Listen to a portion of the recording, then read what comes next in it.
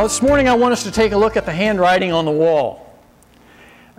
Wikipedia, that very popular but, as you probably know, not always entirely reliable internet resource, states this: the handwriting on the wall is an idiom for imminent doom or misfortune, and for the future is predetermined. Another source says that the phrase handwriting on the wall is an expression that suggests future doom or misfortune visible to almost anyone. For example, she saw the handwriting on the wall and left the company before it collapsed. Okay, so we use that phrase, the handwriting on the wall. And I think that's about right, representing some kind of doom or disaster that everybody's aware of it. And so to finally face the handwriting on the wall and make a decision, we use that phrase a lot. But of course, it has a solid basis in Scripture, which is what we're looking at in Daniel 5. If you're not open in your Bibles to Daniel chapter 5, this would be a good time to turn there, because we're going to look at most, not all of the verses, not read all of them, but consider this chapter and the famous story of the handwriting on the wall.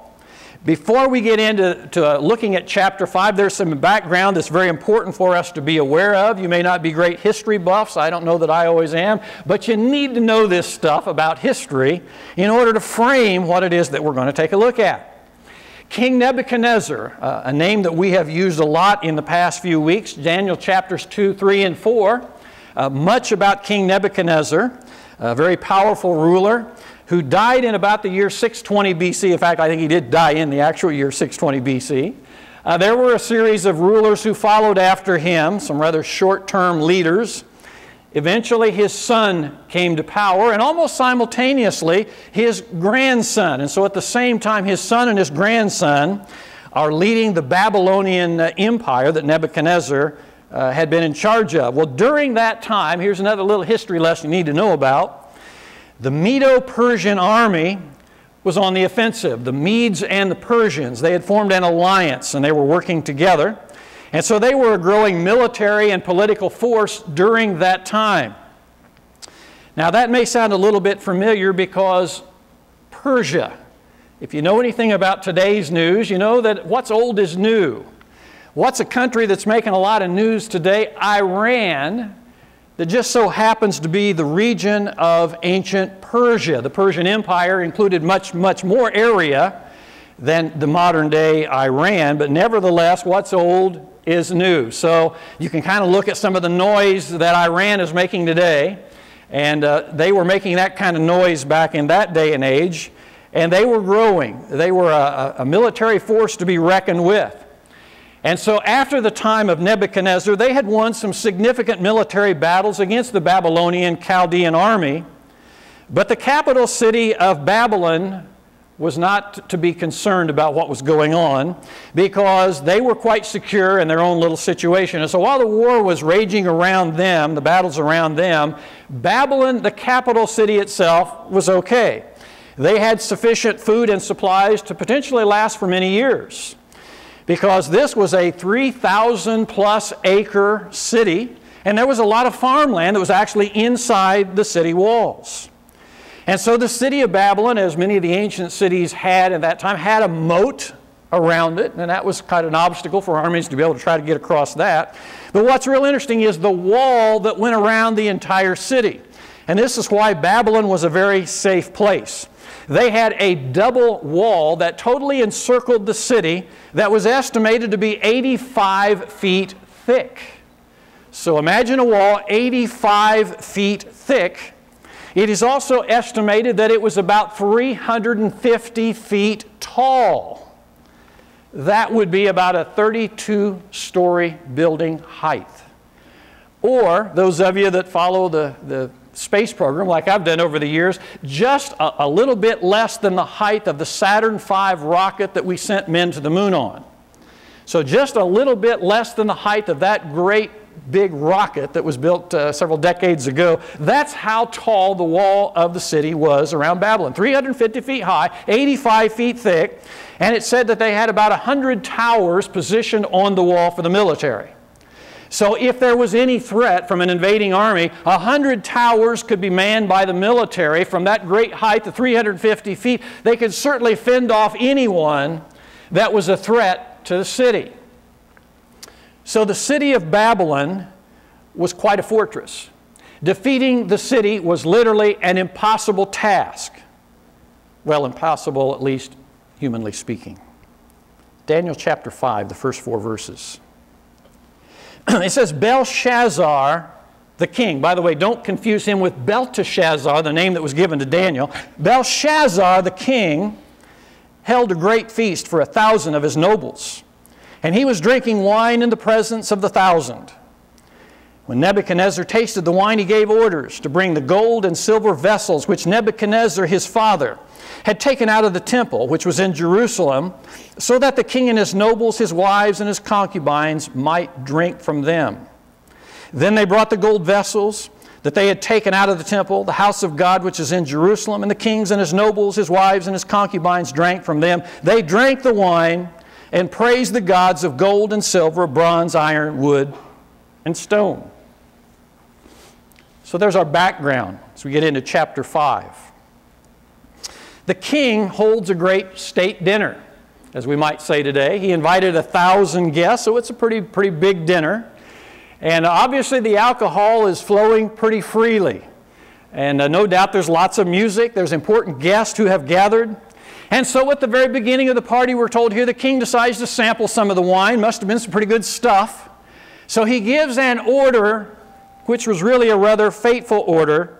This is about the last straw, I guess, in his life, spiritually, as far as God is concerned. But he gives an order, and he orders the sacred vessels that were confiscated out of the temple in Jerusalem by his father, who really was his grandfather, we should say, grandfather Nebuchadnezzar, that he had those brought in, and the wine is poured into those sacred vessels used for the temple service in Jerusalem, and they're used as common wine glasses for the party. And so the party continues, and they're freely toasting their gods.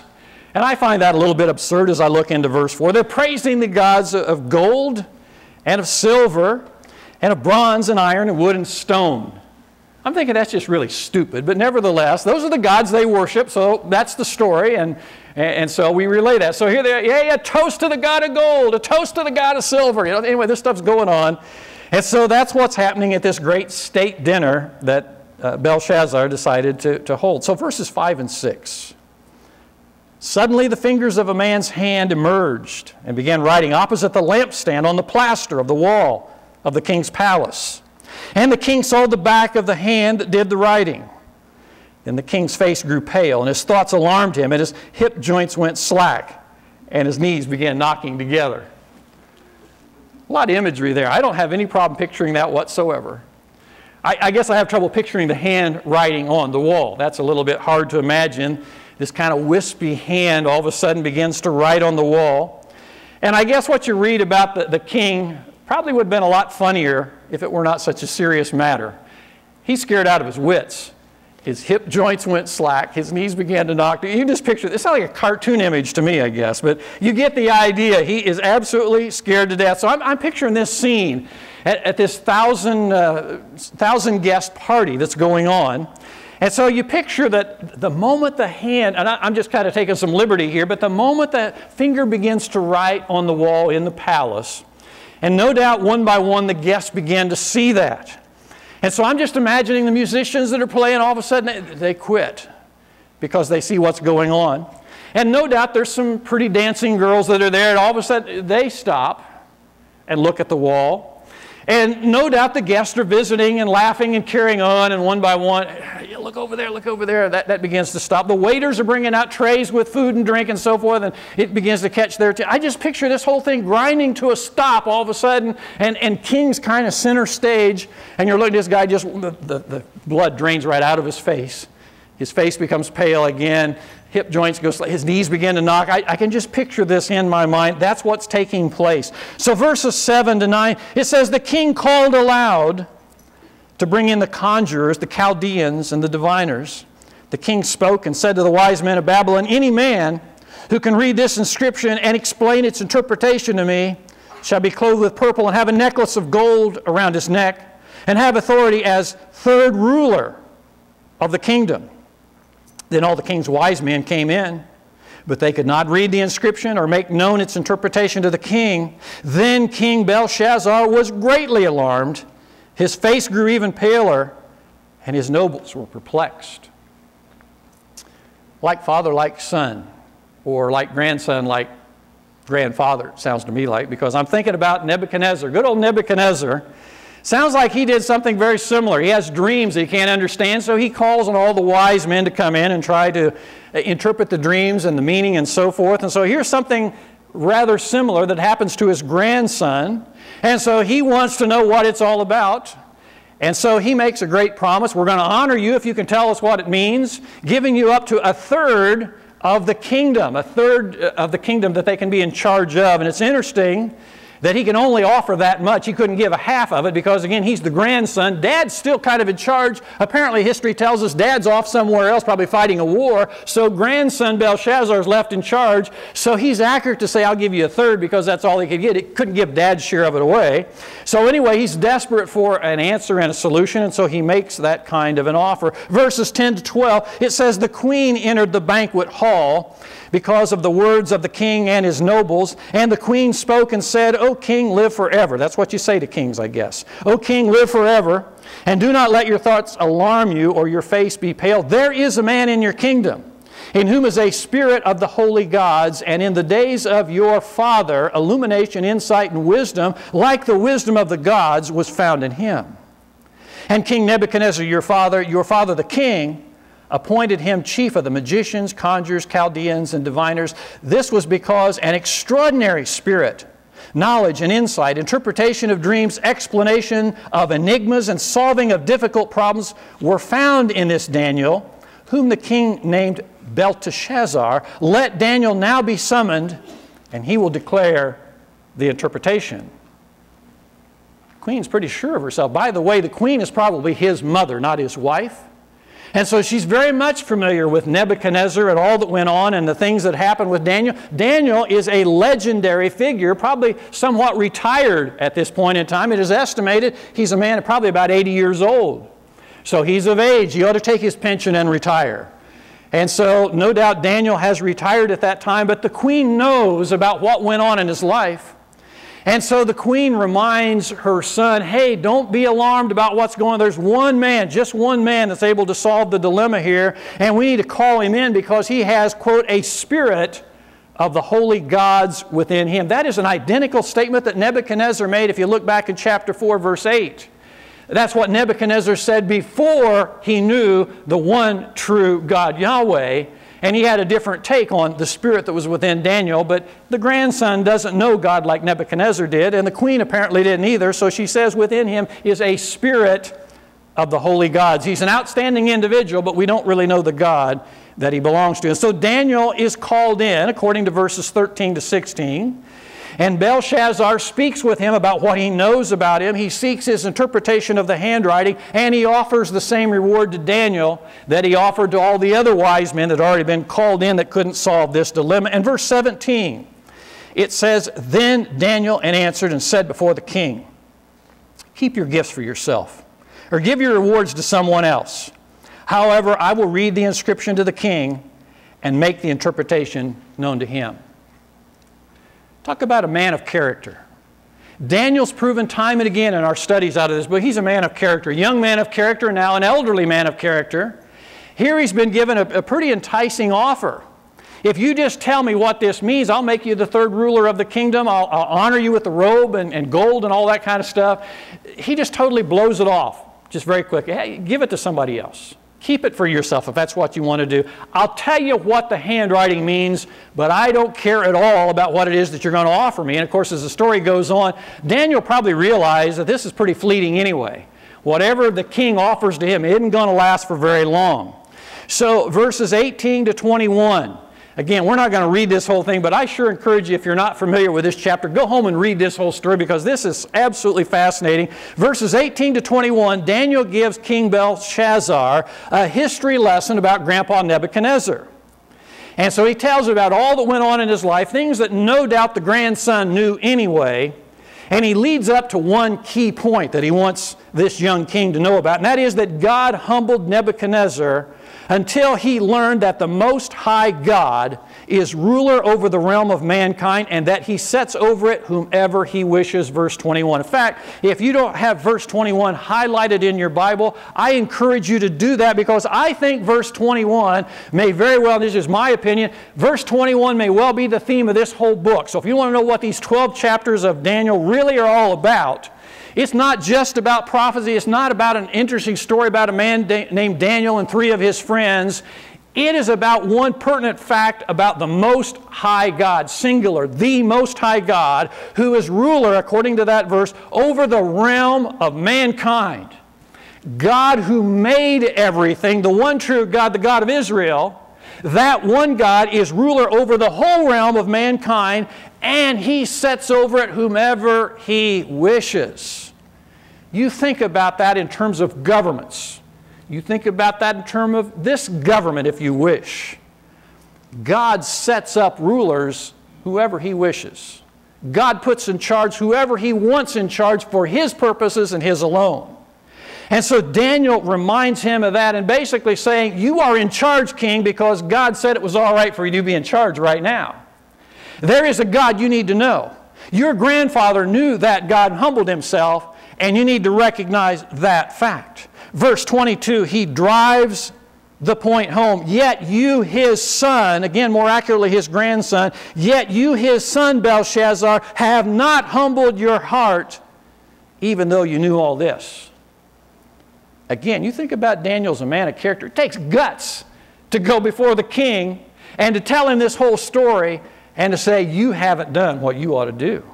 So again, you see Daniel as a real man of character. So his point, we might, as someone has said, is that humility is not hereditary.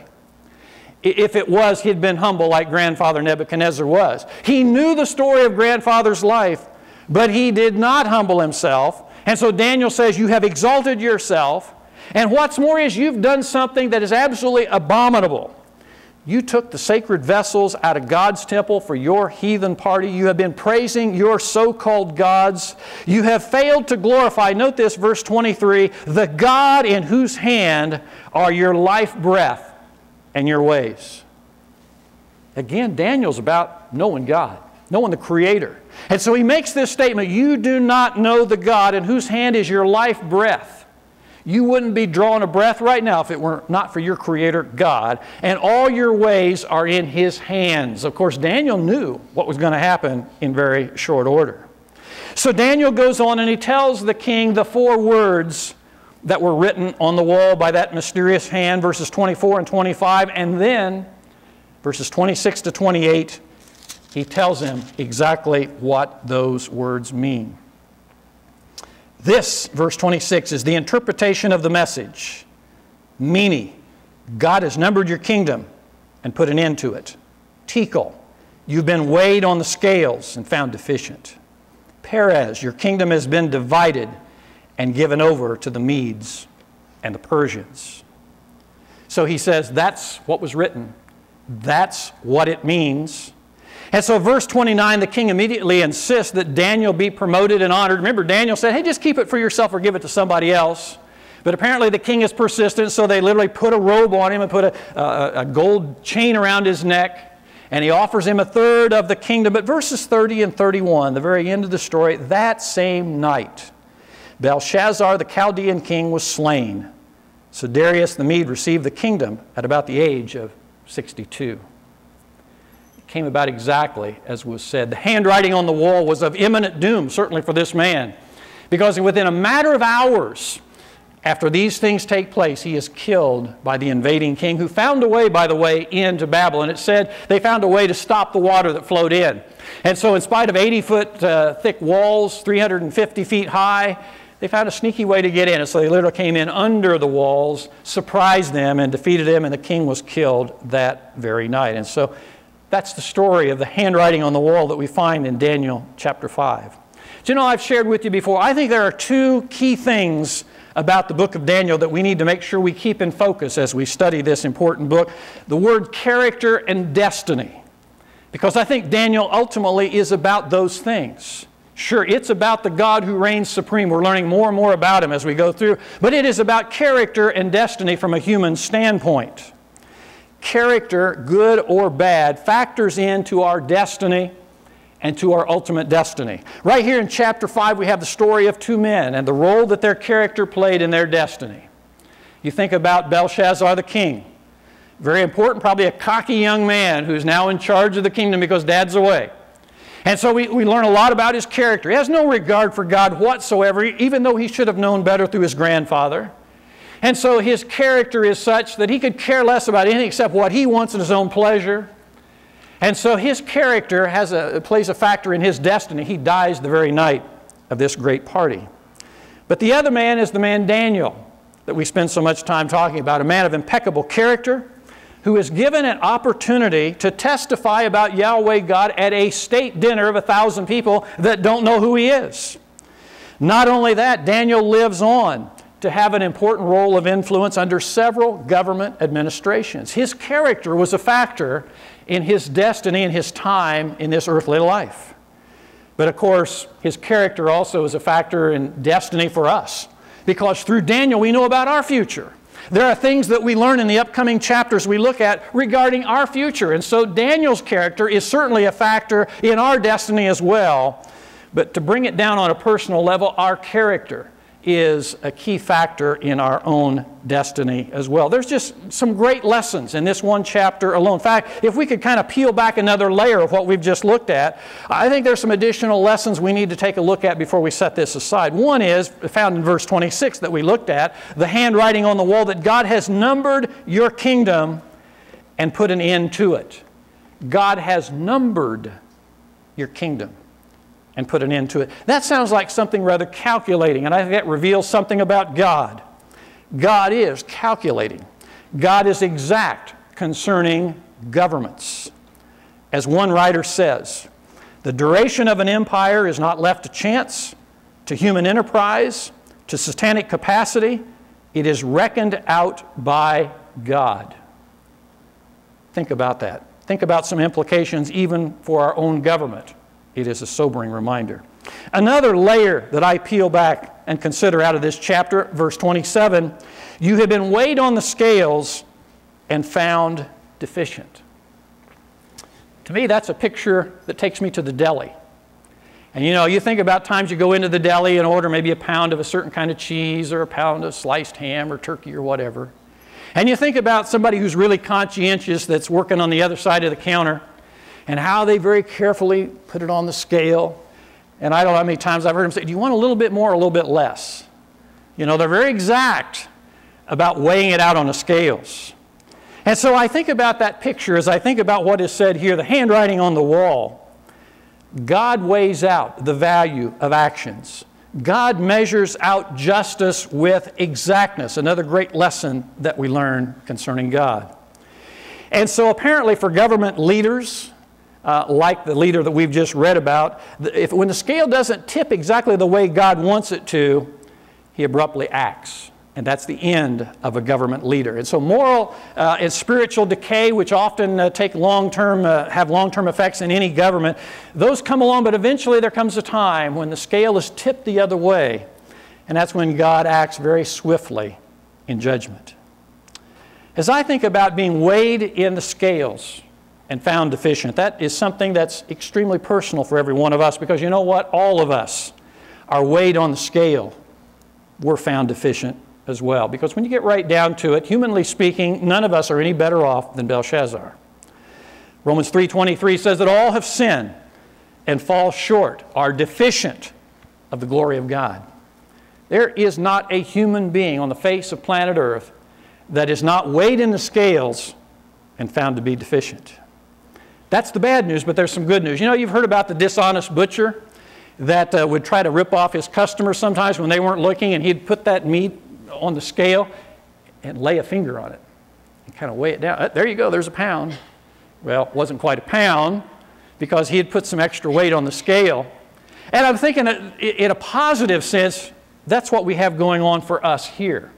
So while this king was weighed in the scale and found deficient, and God exacted judgment upon him at that moment, we're weighed in the scales and found deficient But God, in a sense, through His Son Jesus, puts a finger on the scale and makes sure that it weighs out the way that it ought to weigh out. And so God places His Son's righteousness on the scale because we don't have enough to tip the balance the way it ought to be. Ephesians 2, verses 4 and 5. But God, being rich in mercy, because of His great love with which He loved us, even when we were dead in our transgressions, made us alive together with Christ. By grace you have been saved. Through Christ, God put His finger on the scale and said, you weigh out the way I want you to, because you have my Son's righteousness. Without it, I think that none of us are any different than Belshazzar. And so we need to make sure that we know the God in whose hand are your life, breath, and your ways, verse 23. We need to know Him, and the only way that we're going to know Him is through His Son, the Lord Jesus Christ, who is the way, the truth, and the life, and no man comes to that Father except through Him. John 14, verse 6. So again, this thing gets real personal for us. We're found wanting, we're found deficient on the scale if we don't have Christ in our lives.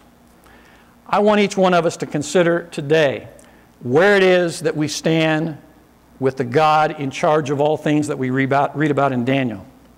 If God were to place us on the scale today, would He find us deficient like He did Belshazzar? Or would we weigh in just right because God would place the righteousness of His Son on that scale? Today is the day to make absolutely certain. That's one thing we learn about the story we've just looked at. Life can end in a moment. An arrogant king found that his life was ended that very night of a great party. God exacted judgment in a moment, and it was all said and done. It reminds us that today's the day to be certain of where things stand with us and our Creator. If you're not sure, do not leave the building today without talking to myself or someone about what it takes to make sure that we weigh out on the scale the way that we ought to. So I think that's the most personal of all the applications we look at in this exciting chapter today.